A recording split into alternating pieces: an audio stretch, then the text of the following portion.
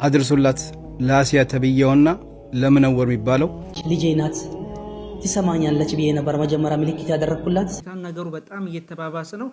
በጣም እጅግ የማልጠብቀው ነገር ነው የተፈጠረው። አሲያን አሁን ደረጃ እንዲህ ታደርጋለች ብዬ አላሰብ ነበር። በቃ ገንዘብ ብዙ ነገር ያደርጋል። አሲያ እንዴት ነው አባትሽ አይደለው? ይህን ቪዲዮ የሚሰሙ ሁሉ ከጀርባ ሌላ አጀንዳ ነው ያለው፣ ብዙ ጉድ ነው ያለው። መኖር ነው ማነው የምትባል ልጅ ትዳርን ለመፈለግ ቲክቶክ ላይ ልታያቸው ትችላላችሁ። ይሄ ቦታው አይደለም። ትልቁ ወሲያዬ ብዙ ወንዶች እዛ አደባባይ ላይ የሚያገኙትን ሴት فمن شرح الله صدره للإسلام فهو على نور من ربه አሰላሙ አለይኩም ወራህመቱላሂ ወበረካቱ። ሰላም ውድና የተከበራችሁ ቻናል ተከታታዮች ባላችሁበት የአላህ ሰላም እዝነት ረድኤት ቸርነት ኢንሻአላህ ዛሬም ከመገን የተመለከታችሁት አነጋጋሪ ቪዲዮ ነው። በተለይ ከዘውጁና ጋር ተያይዞ በተለይ በተደጋጋሚ እየተነሳ ያለበት ሁኔታ ነገሩ በጣም እየተባባሰ ነው።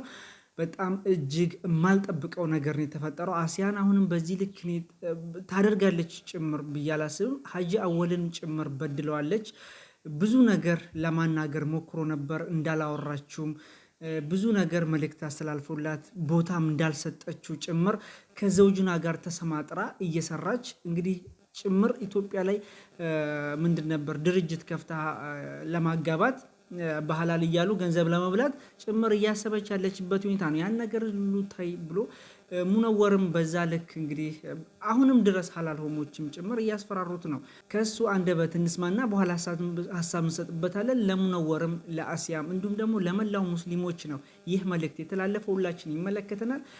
ወደ ቪዲዮ እንለፍና ላይክ እያደረጋችሁ ቪዲዮ የዛሬ ቪዲዮ ትንሽ ረዘም ስለሚል በደንብ አዳምጡት። አድርሱላት ለአሲያ ተብየውና ለምነወር የሚባለው መልእክት አለ ከሀጂ አወል። ሰላም አለይኩም ወራህመቱላሂ ወበረካቱ። እንዴት ናችሁ የኔ ልጆች? ሁላችሁም ባላችሁበት ቦታ አላህ ይጠብቅልኝ፣ አላህ ይጠብቃችሁ።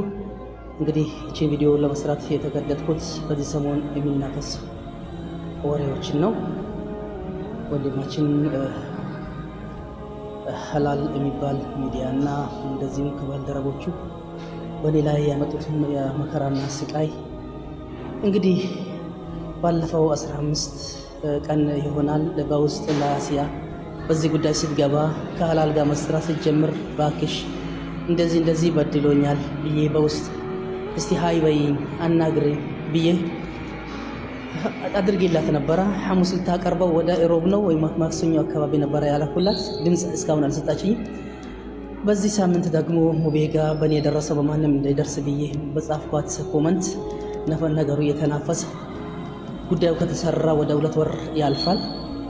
አሁን ግን እንደ አዲስ ያው የተካሄደ ይገኛል። ብዙ በደል ነው የተደረገብኝ። አይለቀቅም የተባለ ቪዲዮ ለቁብኛል። አይለቀቅም ብሎ የሰሩት ቪዲዮ ለቁብኛል። አስገድዶ እዚህ ውስጥ አስገብቶኛል። ሁለተኛ እያስፈራሩኝ ይገኛሉ እስካሁንም ድረስ። ስለዚህ እህታችን አሲያ ይሄን ሰው የበደለኝን ሰው በማስከተል ትገኛለች። ቤቷ ላይ ዘውጁና ብለህ መዝጋቢ አድርገህ ሱብሃንአላህ እያሰራችሁ ትገኛለች። ልጄ ናት ትሰማኛለች ብዬ ነበር መጀመሪያ ምልክት ያደረኩላት። የኔን ችላ ብለው ይሄን ወንጀልተኛ የብዙ ሰዎች እጅ ያለበት ሰው መዝጋቢ አድርገህ እየሰራች ትገኛለች። ልጄ አሲያ እንዴት ነው አባትሽ አይደለው?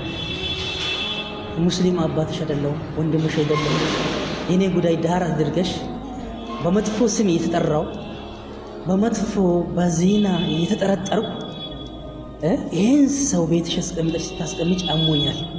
ወላሂ አጥንት ይሰብራል፣ ልብ ይሰብራል። አላህ ይፈርደዋል፣ አላህ ይፋረዳል። ስለዚህ ከዚህ አይነት ነገር እንድትቆጠቢ አደራ ይላለሁ።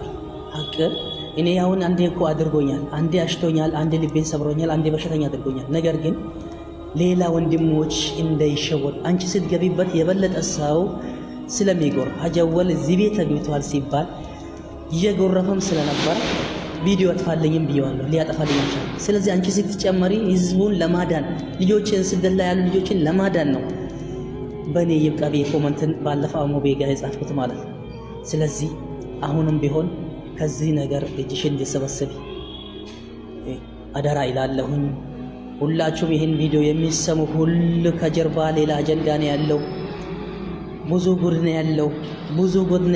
ብዙ ጉድን አልተናገርኩትም እኔ ሰዓትም የለኝም የሚያመኝም ስለሆነ። ስለዚህ ሁላችሁንም ወዳችኋለሁ፣ አከብራችኋለሁ። ክበሩልኝ። ሰላም አለይኩም ወራህመቱላሂ ወበረካቱ። ሌላ ደግሞ መኖር ነው ማና የምትባል ልጅ መቼ ደውለህልኝ ነው? ባለፈው ሰላም አለይኩም ብለህ ጻፍከልኝ። ከዛ ትላንት ደግሞ እንግዲህ አወራው ሰላም አለይኩም ያለኝ ማን ነው ብዬ ደወልኩሎ አወራን። ትላንት ማምሻ ደግሞ አንተ ስልክ ደውይላቸው አላነሱም ብለህ ስትናገር በጣም ገርማኛል። እንሞቱም ወይ ሞት የለም ወይ? እንዴት እንደዚህ ትናገራለህ? ያለው ነገር አልነገርኩም ወይ? ከመነሻ እስከ መጨረሻ እየነገርኩ እያለ ቆይ በር ልዝጋ ብለህ በላይ ላይ ያዘጋህብኝም። ትንሽ ቆይቼ እደውላለሁ ብለህ አልዘጋህብኝም። አላህን ለምን አንፈራ? አላህን ለምን አትፈራም? ቀብር አለብን እኮ ስራት አለብን፣ ማሸር አለብን። ይሄ ቪዲዮ እኮ ይሄ ሆይታ እኮ ይቀራል። ብቻ ነው ቀብር ውስጥ የምትገባው። እያንዳንዳችን ብቻችን ነው የምንገባው። ስለዚህ አውርተናል። እህቷ የላከችው ደግሞ ቪዲዮ እህቷ ኒካ ስታሰር የነበረችው እህት እንግዲህ ቪዲዮ ሊሰራ ነው ብዬ በሚልከላት ሰዓት እንደሰራው ሀጂ አሳስቷት ነው ቪዲዮ ሰርቶብሻል። ስለዚህ ሌባ ናት ሰርቀኝ ሄዳለች ብሎ ቪዲዮ ሰርቶብሻል ብሎ 30,000 ብር ተቀምጦልሻል ይሰጥሻል ተብለ እህቷ ነው የምትናገረው። ይሄን ያላመናችሁት ምንድነው የምታምኑት? እህቷ ትዋሻለች? ለባላቅ ከቆማችሁ እያንዳንዱ ይሄን የሚሰማ ለሀቅ ከቆምክ እህቷ ይሄን አክል የተናገረች እናንተ ችላ ብላችሁ ካለፋችሁት ሁላችሁም ዞልማችሁኛል። እንግዲህ 30,000 ብር ሊሰጣት በኔ እንግዲህ አንድ ቀን አንተ ብለን ጸራችኝ። እዚህ አዲስ አበባ እያለሁ ታምሜ እያለሁ ራሱ ሀጂ እንዴት ነው ብለህ ነበር የምታናገረኝ። ግን አዋሉ ተቀያይሮ በ30,000 ብር አስሯት ቤቷ ላይ እንገኛለን ያለው ሰውዬ ማኪና ኮንትራት ይዞ ቢሮ ነው የወሰዳት። የሱም ብቻ አይደለም ከታላላቅ ሰዎችም አሉበት በዚህ ጉዳይ።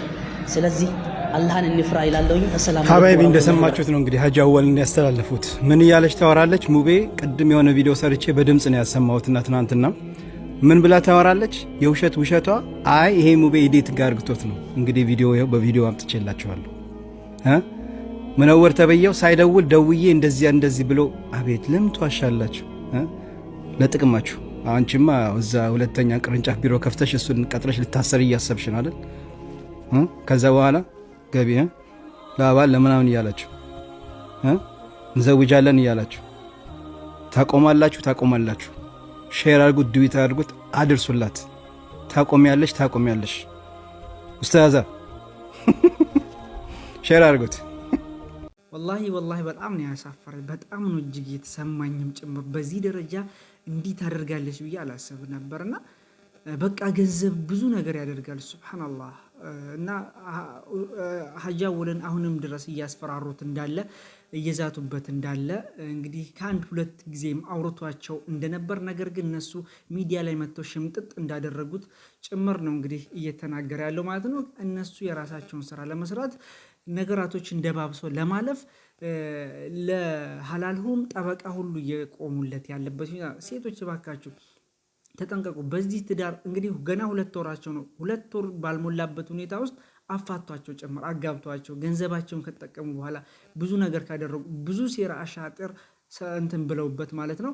ስለዚህ በየሚዲያው ይሄ ዘውጁና ምጥርቁሹ እየተባለ ብዙ ነገር ነው እየተካሄደ ያለው። ከዛ ድርጊት እንድንጠነቀቅ ለማለት እወዳለሁ እና አላህ እንግዲህ ሁላችንም ያስደስተን ለማለት እወዳለሁ። እንደዚህ አይነት ትዳር መጥቶም ይጠቅማልን ብዬ አላስብም። ብዙ ነገር ነው የተጨመላለቀው ኬዙ ማለት ነው። ገንዘብ ቢዝነስ መስሪያ ነው ያደረጉት እነሱ ማለት ነው። ኢቭን የተለያዩ መረጃዎች ከዚህም በፊት ሳቀርብላችሁም ነበረ ተመልክታችኋታል ብዬ አስባለሁ። እና ኡስታዞች የሚያስተላለፉት መልእክት አለ ከዚህ ጋር ተያይዞ ኢንሻአላህ እንመልከት። አዛን እየተደረገ ነው። ከወዲሁ ልሰናበት። ቪዲዮ እንመልከትና ሀሳባችሁን ስጡበት፣ አነባዋለሁ እና እባካችሁ ጥንቃቄ እናደርግ ለማለት ወዳለሁ። አሲያ በጣም ነው የምታሳፍረው። ሙነወርም ያ ብዙ መናገር አያስፈልግም። አሲያን ግን ወላሂ ሱም ወላሂ አልጠበኳትም በዚህ ደረጃ። በጣም ነው የሚያሳፍረው። ገንዘብ ግን የማይቀይረው ሰው የለም። ለማንኛውም ቪዲዮ እንመልከት። ትዳርን ለመፈለግ ቲክቶክ ላይ ልታያቸው ትችላላችሁ። ይሄ ቦታው አይደለም። ትልቁ ወስያ ብዙ ወንዶች እዛ አደባባይ ላይ የሚያገኟትን ሴት ለትዳር አይፈልጓት። አንዱ ገርል ፍሬንድ ያዘኝ ትላለች አንዷ የተወበተች ልጅ ታሪኳን ስትጽፍ። ከዛም በፍቅር ቆየንና ሊያገባ ፈለገ። እንደሚያገባኝ አውቃለሁ። ሰርጋችን መቼ ነው ስለው እኔ እኮ ለትዳር ያንቺ አይነት ሰው አልፈልግም ለጊዜያዊ ቆይታ ነው እንጂ አለ። እኔ ለትዳር የምፈልገው እኮ ወንድም አታውቅ፣ ሶሻል ሚዲያዋ ብዙ ረብሻ ውስጥ የሌለች ቁጥብ የሆነች የልጆችን እናት ነው የምፈልጋት። አንቺ እኮ ከወላጆችሽ ከሰረኩሽ እኔ ከኔ ማትሰረቅበት ምን ምክንያት አለ? ሴቶች ራሳችሁን ጠብቁ። ቦይፍሬንድ የሚፈልጋችሁ ካለ ለሽግግር ነው፣ ለትዳር እንዳታስቡ። ሌላኛው አንዱ ቦይፍሬንዱ አውሎ ቆይ ከዛ እንጋባ ስትለው አንቺ ሙእሚን ነሽ አላት። አዎ አለች። ኢነመል ሙእሚኑነ ኢኽወቱን አላት ይባል። ታዲያ ሙእሚኖች እኮ ወንድማማች ናቸው አላት። እኔና አንቺ ፋሚሊ ነን እንጂ ባለትዳር መሆን አንችልም። ራስን መጠበቅ መልካም ዕጣን አያስመልጥም፣ ሽልማትን አይቀማም። ወዳጆች የነቢዩላህ ሹዓይብ ልጅ ወደ ሙሳ ስትመጣ አመጣጧን አላህ ገልጾታል። ወጃአት ኢሕዳሁማ ተምሺ ዐለ እስትሕያ፣ ራሷን ጠብቃ መጣች። ሙሳን የመሰለ አላህን ያናገረን ነቢይ ማግባት ቻለ። ሐያዋ ከትዳር አላገዳት። ቁጥብነቷ ታላቁን የአላህን ነቢይ በማግኘት ልትሸለም ተደረገች። ትልቁ መልእክት መርየምን ያነሳንበት ራሳችን እንጠብቅ። ወጣቶች በተለይ ሴቶች ምንሰማው ታሪክ ብዙ ነው። የብዙ ሰዎች ሕይወት እየተበላሸ ፊውቸራቸው እየጨለመ መጫወቻ እየሆኑ ነው የወጣቱ። ራስን መጠበቅ ለቁም ነገር እስክትደርሱ ቤተሰብ ሸልሞ እስኪድራችሁ ድረስ ስሜትን ማድረግ፣ ራስን መቆጠብ ከመርየም የምንማረው ታሪክ ነው። ሁለተኛ ከኹጥባችን የምንወስደው የወላጅ ዱዓ ያረገችው ማነች? የመርየም እናት ነበረች። አላህ ግን ዱዓዋን ተቀብሎ እሷንም የመርየምን ዘሮችንም ከሸይጣን አላህ ጠበቀ። መርየምን ለከፍታ በቃት። ወላጆች ልጆችን በማሳደጋው ተቸግረናል። ሞባይል ትቀማዋለህ፣ ዙሩ ሞባይል ያነሳል። ቲቪ ሲዘጋበት እዛኛው ጋር ይገባል። ልጅም ማሳደግ ፈታኝ ዘመን ነው አይደል? ይሄ በተርቢያ ብቻ እናልፈው፣ እንዲቀራ በመቆጣጠር ብቻ አንችለው። ዱዓ የሚባል መሳሪያ አላህ እንዲያገረው ለልጅ ብቻ የሚደረግ ዱዓ። ከሌሊቱ ስትነሳ፣ ጾመ ስታፈጥ፣ ሰግደ ስጨርስ ልጅን አስተካክልልኝ። ፉደይል ብን ዒያድ ታዋቂው ታቢዒን አንድ ዱዓ አለው። አላሁመ ልጁ ነበረው፣ አስቸገረ፣ ይመክረዋል፣ አይሰማውም፣ ይረብሻል፣ አመፀኛ ሆነ። ጨረሻ ሌሊት ተነሳና አንድ አቤቱታ አቀረበ። አላሁመ ኢኒ ዐጀዝቱ አን ተርቢየት ወለዲ፣ ልጄን ማስተካከል አልተሳካልኝ፣ አንተው አስተካክለው። እሱም የሚመስል ምርጥ አላህ አረገ።